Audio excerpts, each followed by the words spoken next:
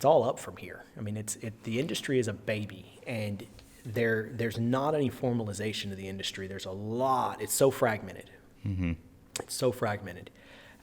There's some there's some trade groups, but there's no formality in those trade groups necessarily. There's no. So, for example, I believe businesses. Every business is going to be unique. Every business is going to be different, and that's the beauty in competition. That's so I'm not a believer that the industry should be 100% the same.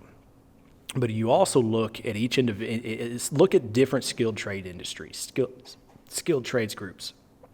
You've got HVAC groups, trade groups. Mm-hmm. You've got electrician trade groups. You've even got the electrician and HVAC trade groups. You've got some that are merged together because in a lot of ways those industries have kind of grown together. Mm-hmm. You've got a wide range of trade groups inside of the lawn and landscape industry. You've got sprinkler trade groups. You've got landscape lighting trade groups. You've got Christmas light trade groups. You've got you could keep going. You've got lawn care, turf management trade groups, tree trimming trade groups. You've got lots of groups that teach and educate the skilled labor in those industries. The pet waste industry doesn't particularly have that. Right. Now, we've got a trade group, but it hasn't really advanced into that, and I think that that's necessary. Mm-hmm. When somebody is interested in starting another one, the junk removal industry. The junk removal industry is huge, and it's become very, very popular. Notice it's waste. It's similar. And I think that this industry has far more advantages than the junk removal industry. Baby. Recurring. Pets. Mm-hmm. The fact that it's pets. Nobody wants to think about junk. It's a necessary evil. Right. People are looking for things in ways to spend on their pets, and they're loved. They're part of the family. But the point is inside of the junk business, there's trade groups. There's people that will tell you, that will coach you. Mm-hmm. This industry doesn't particularly have that. You've got a lot of fragmented, tons and tons of people entering the industry at different capacities and over the last 10 years, and they're at different levels of their business. And then you've got these almost secretive, and I say almost because you hear about them, but you don't hear about them, and they're definitely not leading the industry in any way, shape, or form. It's almost like they're scared to. But you've got these big nationwide franchise organizations, and here we are kind of in between. Mm-hmm. We've got a huge corporate presence, from Phoenix to Florida, and then we've got a franchise presence, and we're franchising. We're building franchise businesses, and I'm a big believer in the franchise industry and what it can do both for this industry, but any business. But there needs to be more cohesive, more evolution within our industry, and more best practices development. And I mentioned this a minute earlier. Mm-hmm.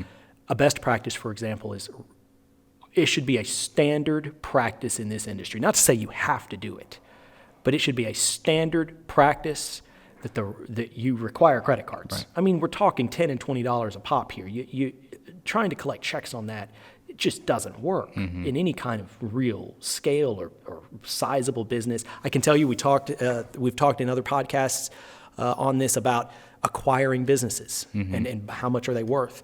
There's a lot more value to a business that's requiring credit cards. That should just be a standard practice. And so that's an example to me that just should be standardized. Yeah.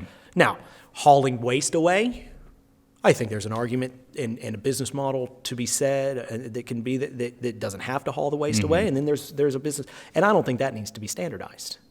But certain aspect of this industry should be standardized. Yeah. Well, right now, with the pet waste industry as a whole being fragmented like you're talking about, there's a lot of isolation in that. There is. And if there's someone who's interested and wanting to get into this because they see the opportunity themselves, they saw a scoop soldier's truck running around one day and they're interested.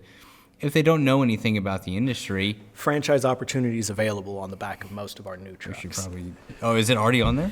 It's getting on most of our trucks. Our new wraps, which we've just completely redone our wraps, but our new wraps do have that. I like that. That was a little insert right there. Small what do you plug. call it? I like Small it. plug. There you go. So my point being, though, is with all these other skilled trades groups that you're talking about, people have paved the way. People have Yes. gone through the process, the struggles. They've identified the challenges. More importantly, they've identified the solutions. Within this industry right now, it's a big question mark. There's a lot of isolation. And there is a trade group. There is, and I have nothing against that trade group. Sure. But I think that there's more to be done. There's more to be done, and that's the point I'm trying to get across, is we have the opportunity to expand upon this and be a champion and shouting from the mountaintop, so to speak, on these best practices and expanding upon what is currently set in place. Nothing against them by any means. Expanding upon what is currently in place. Right. I think that's a great way to put it. Yeah. Yeah. Absolutely. Well, we're on our way to do that. There's a lot of opportunity for impact in a positive way to adding value and convenience to a homeowner's property. And, man, anyone can get started in it. Exactly. Just about anyone. Anybody that's willing to do the work. Yeah. It's not pretty. It's not sexy. It's not a tech company. Yeah. I know historically restaurants were always very appealing. Sure. I never understood why, because the risks associated with them, but it is a very lucrative and very profitable industry, especially done right. And Yeah. I am a big believer in it. Yeah. Perfect. Well, it's great to be working alongside you, a passionate person, ready and willing to help people. I love it. Fantastic. Thank you. Absolutely.